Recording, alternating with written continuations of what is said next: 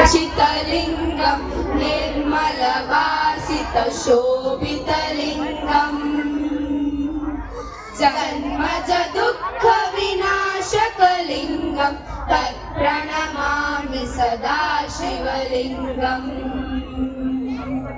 देवमुनिप्रवरार्चितलिङ्गं कामदहन करुणाकरलिङ्गं रावणदर्पविनाशकलिङ्गं तत्प्रणमामि सदा शिवलिङ्गम् सुरगुरुसुरवरपूजितलिङ्गं सर्वबुद्धिविवर्धनकारणलिङ्गम्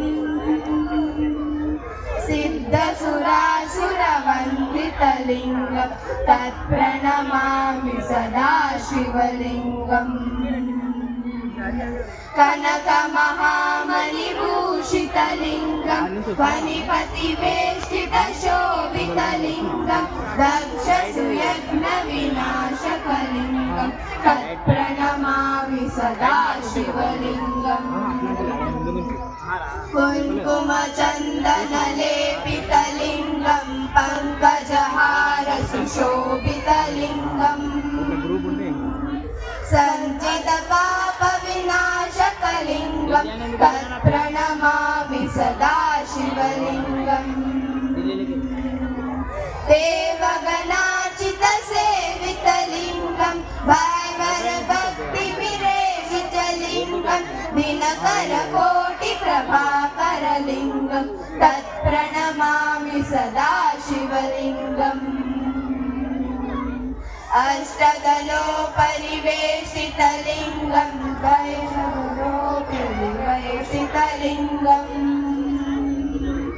अष्टदरिद्रविनाशकलिङ्गं तत्प्रणमामि सदा शिवलिङ्गम्